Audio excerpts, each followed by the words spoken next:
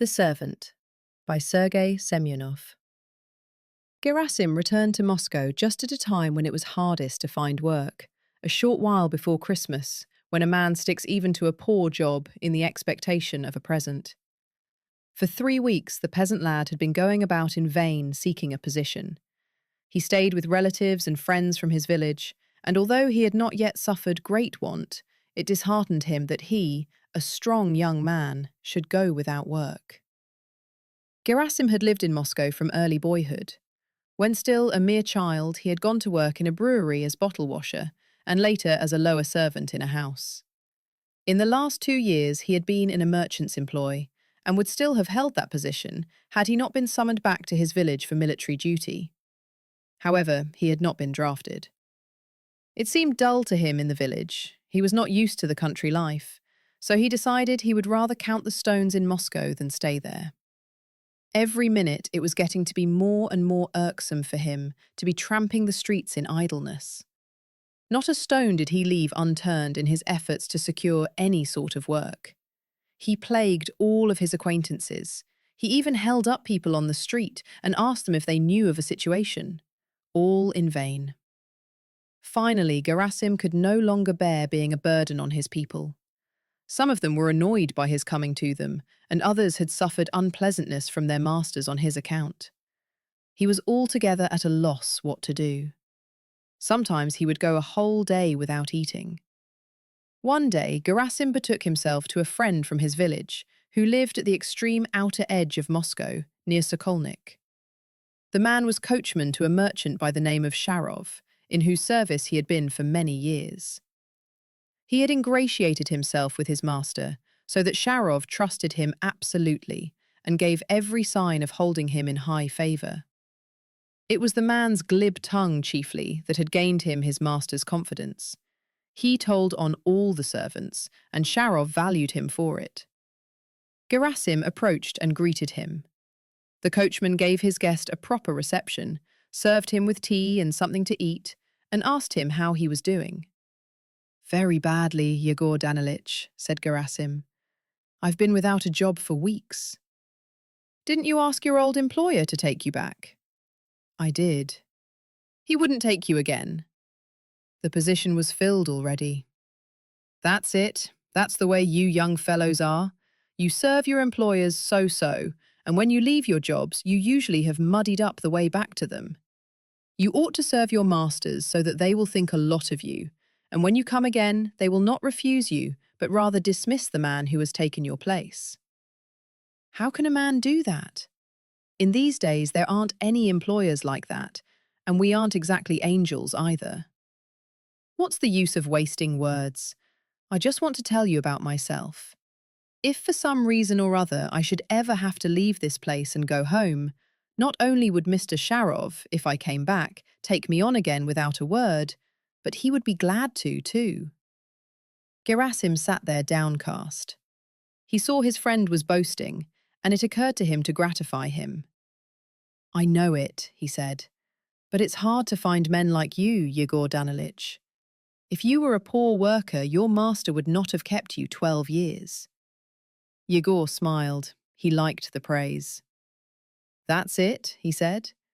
"If you were to live and serve as I do, you wouldn't be out of work for months and months." Gerasim made no reply. Yegor was summoned to his master. "Wait a moment," he said to Gerasim. "I'll be right back." "Very well." Yegor came back and reported that inside of half an hour he would have to have the horses harnessed, ready to drive his master to town. He lighted his pipe and took several turns in the room. Then he came to a halt in front of Gerasim. "Listen, my boy," he said. "If you want, I'll ask my master to take you as a servant here." "Does he need a man?"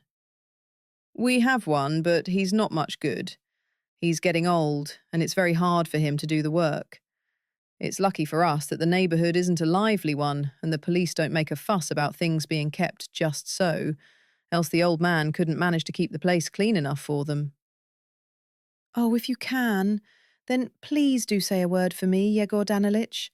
I'll pray for you all my life. I can't stand being without work any longer." All right, I'll speak for you. Come again tomorrow, and in the meantime, take this 10 kopeck piece. It may come in handy. Thanks, Yegor Danilych. Then you will try for me. Please do me the favour. All right, I'll try for you. Gerasim left, and Yegor harnessed up his horses. Then he put on his coachman's habit and drove up to the front door. Mr. Sharov stepped out of the house, seated himself in the sleigh, and the horses galloped off. He attended to his business in town and returned home. Yegor, observing that his master was in a good humour, said to him, "Yegor Fyodorich, I have a favour to ask of you." "What is it?" "There's a young man from my village here, a good boy. He's without a job." "Well?" "Wouldn't you take him?" "What do I want him for?" "Use him as man of all work round the place." "How about Polikarpych?" "What good is he? It's about time you dismissed him." "That wouldn't be fair. He has been with me so many years. I can't let him go just so, without any cause." "Supposing he has worked for you for years. He didn't work for nothing. He got paid for it. He certainly saved up a few dollars for his old age." "Saved up? How could he? From what? He's not alone in the world. He has a wife to support, and she has to eat and drink also. His wife earns money too, a day's work as charwoman." "A lot she could have made. Enough for kvass." "Why should you care about Polikarpych and his wife? To tell you the truth, he's a very poor servant. Why should you throw your money away on him? He never shovels the snow away on time or does anything right. And when it comes his turn to be night watchman, he slips away at least 10 times a night. It's too cold for him. You'll see, someday, because of him, you will have trouble with the police. The quarterly inspector will descend on us, and it won't be so agreeable for you to be responsible for Polikarpych. Still, it's pretty rough. He's been with me 15 years, and to treat him that way in his old age, it would be a sin." "A sin? Why, what harm would you be doing him? He won't starve. He'll go to the almshouse. It will be better for him, too, to be quiet in his old age." Sharov reflected. "All right," he said finally. "Bring your friend here. I'll see what I can do." "Do take him, sir. I'm so sorry for him. He's a good boy, and he's been without work for such a long time. I know he'll do his work well and serve you faithfully. On account of having to report for military duty, he lost his last position. If it hadn't been for that, his master would never have let him go." The next evening, Gerasim came again and asked, "Well, could you do anything for me?" "Something, I believe. First, let's have some tea. Then we'll go see my master." Even tea had no allurements for Gerasim. He was eager for a decision. But under the compulsion of politeness to his host, he gulped down 2 glasses of tea, and then they betook themselves to Sharov. Sharov asked Gerasim where he had lived before, and what work he could do. Then he told him he was prepared to engage him as man of all work, and he should come back the next day ready to take the place. Gerasim was fairly stunned by the great stroke of fortune. So overwhelming was his joy that his legs would scarcely carry him. He went to the coachman's room, and Yegor said to him, "Well, my lad, see to it that you do your work right, so that I shan't have to be ashamed of you. You know what masters are like. If you go wrong once, they'll be at you forever after with their fault-finding, and never give you peace." "Don't worry about that, Yegor Danilych." Well, well. Gerasim took leave, crossing the yard to go out by the gate. Polikarpych's rooms gave on the yard, and a broad beam of light from the window fell across Gerasim's way. He was curious to get a glimpse of his future home, but the panes were all frosted over, and it was impossible to peep through. However, he could hear what the people inside were saying. "What will we do now?" was said in a woman's voice. I don't know," a man, undoubtedly Polikarpych, replied. "Go begging, I suppose." "That's all we can do. There's nothing else left," said the woman. "Oh, we poor people, what a miserable life we lead. We work and work from early morning till late at night, day after day. And when we get old, then it's away with you. What can we do? Our master is not one of us. It wouldn't be worth the while to say much to him about it. He cares only for his own advantage. All the masters are so mean. They don't think of anyone but themselves. It doesn't occur to them that we work for them honestly and faithfully for years and use up our best strength in their service. They're afraid to keep us a year longer, even though we've got all the strength we need to do their work. If we weren't strong enough, we'd go of our own accord."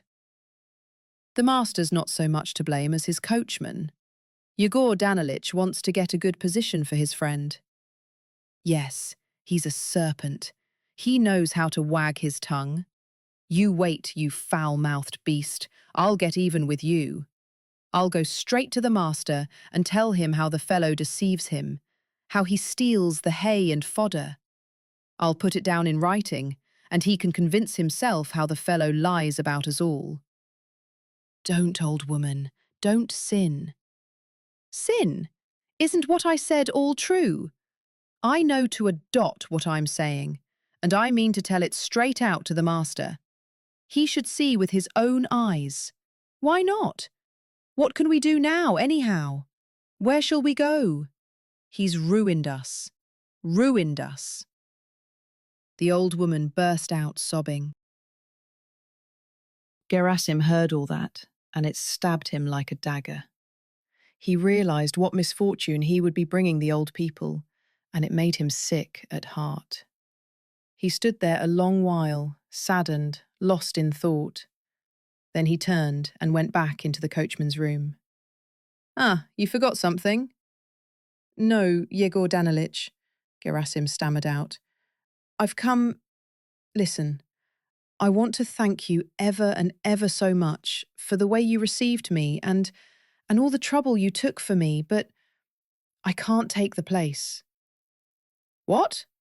What does that mean?" "Nothing. I don't want the place.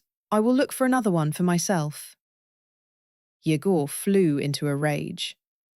"Did you mean to make a fool of me, did you, you idiot? You come here so meek.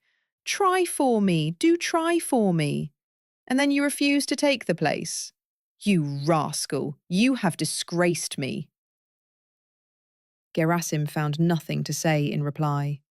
He reddened and lowered his eyes. Yegor turned his back scornfully and said nothing more. Then Gerasim quietly picked up his cap and left the coachman's room. He crossed the yard rapidly, went out by the gate and hurried off down the street. He felt happy and light-hearted.